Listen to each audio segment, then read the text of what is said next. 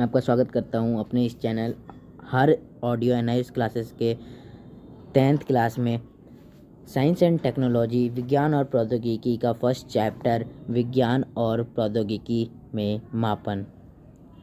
आज हम ये चैप्टर पढ़ेंगे विज्ञान और प्रौद्योगिकी में मापन। तो चलिए इस चैप्टर को शुरू करें। हमें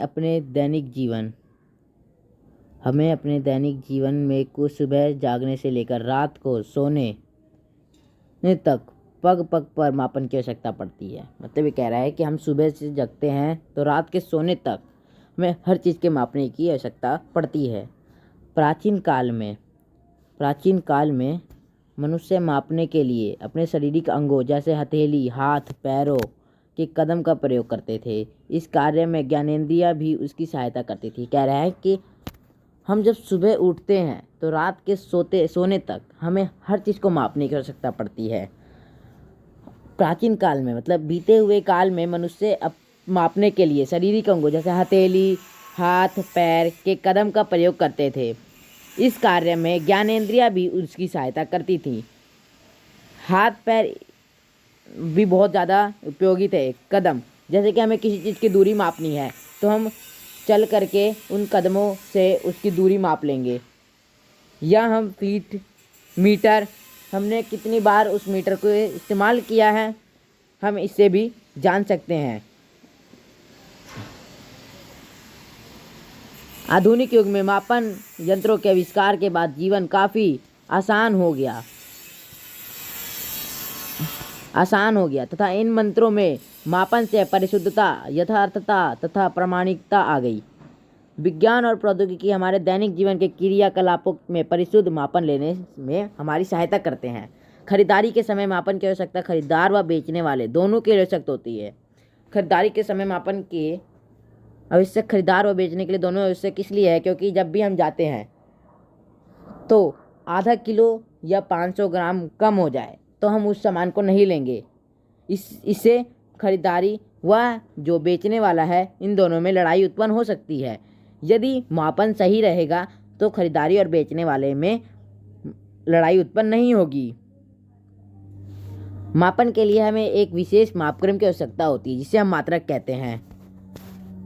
मापन के लिए हमें एक विशेष मापक्रम की आवश्यकता होती है जिसे हम मात्रक कहते हैं। हम किसी भी चीज़ को मापते हैं उसके लिए एक विशेष मापक्रम होना चाहिए जिसे हम मात्रक कहेंगे।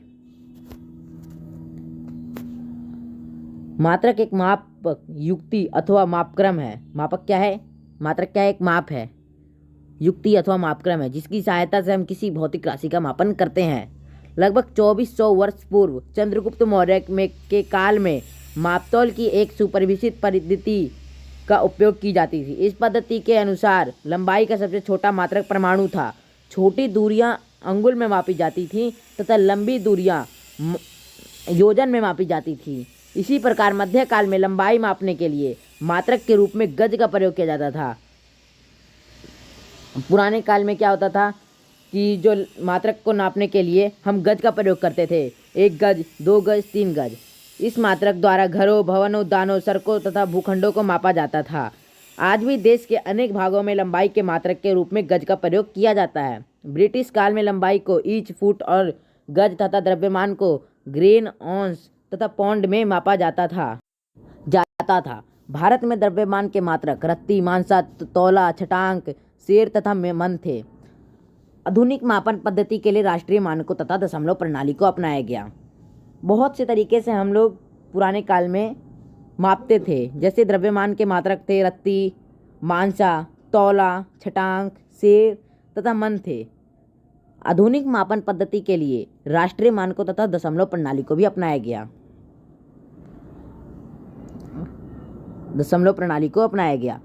तो ये कह रहा है कि आधुनिक मापन पद्धति के लिए हमने मानकों दशमलव प्रणाली को अपनाया था। इस पद्धति में लंबाई को सेंटीमीटर, द्रव्यमान को ग्राम तथा समय को सेकंड की इकाई पर आधारित किया जाता है। जो हमने दशमलव प्रणाली अपनाया था इस प्रणाली में लंबाई को सेंटीमीटर, द्रव्यमान को ग्राम तथा समय को सेकंड की इकाई पर आधारित किया गया। इस पद्धति को सीजीएस पद्धति कहते थे। इस पद्धति को कौन सा पद्धति कहते हैं? सीजीएस पद्धति। इसका आंसर यहाँ से है।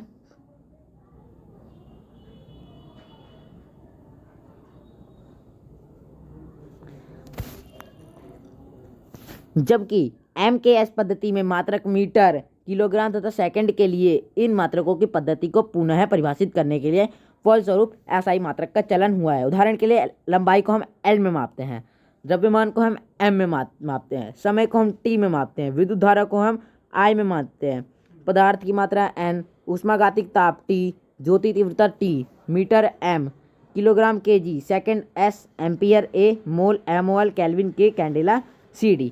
लोग देख सकते हैं कि हम हर अलग अलग मापन का एक अपना ऐसा ही मात्रक है। हमें मापन बहुत ही ज़्यादा ज़रूरत है, जो कि हर चीज़ को मापने के लिए मापन की आवश्यकता होती है। ठीक है। अन्य सभी भौतिक राशियों के मात्रकों को मूल SI मात्रकों के पदों में व्युत्पन्न किया जा सकता है और इन्हें व्युत्पन्न मात्रक कहते हैं। क्या? अन्य सभी भौतिक राशियों के मात्रकों को SI मात्रकों के पदों में व्युत्पन्न किया जा सकता है और इन्हें व्युत्पन्न मात्रक कहते हैं। जैसे क्षेत्रफल इजिकल टू लंबाई इंटू चौड़ाई, आयतन इजिकल टू लंबाई इंटू चौड़ाई इंटू ऊंचाई। ठीक है।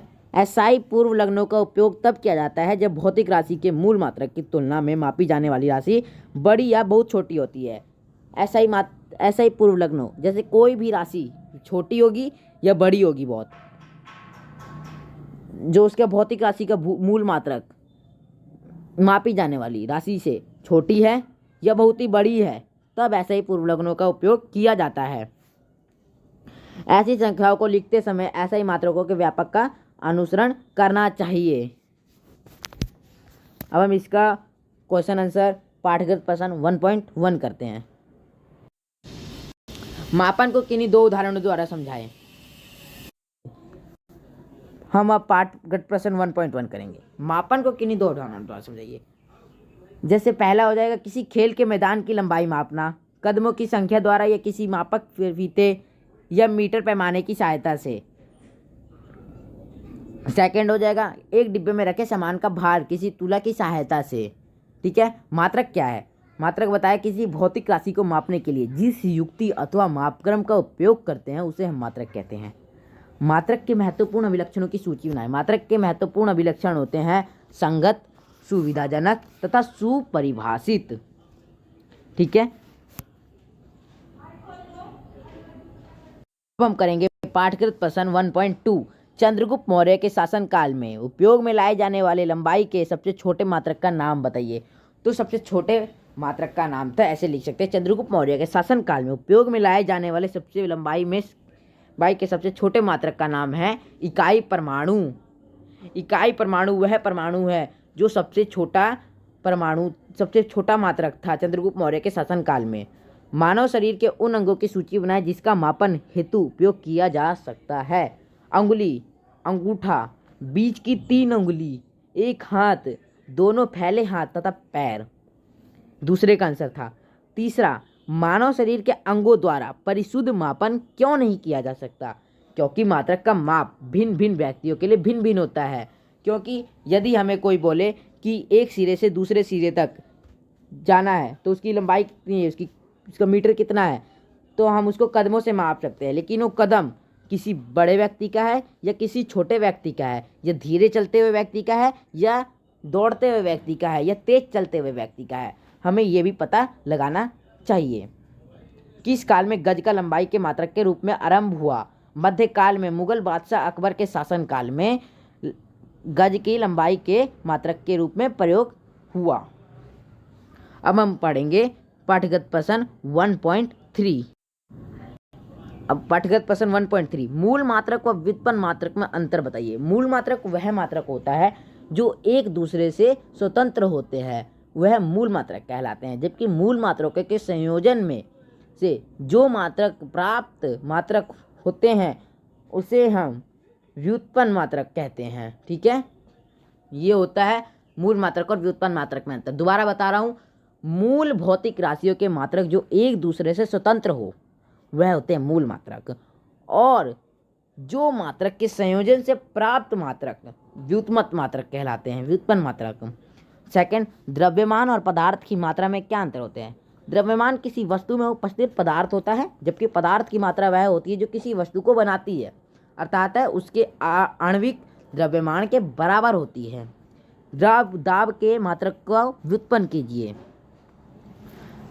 दाब के मात्रक को व्युत्पन्न करने के लिए किसी वस्तु के बल तथा उसके क्षेत्रफल के आपसी संबंध को जानना होता है। जैसे दाब इज इक्वल टू बल, क्षेत्रफल is equal to kg ms metre पर सेकेंड स्क्वायर, या दाब का मात्रक kgm -1 s-2।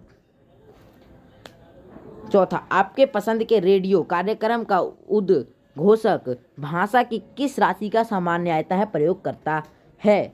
तो इसका आंसर हो जाएगा उद्घोषक आवृत्ति का प्रयोग करता है, जिसे हर्ट्ज कहते हैं। इसे हम H और Z के रूप में दर्शाते हैं।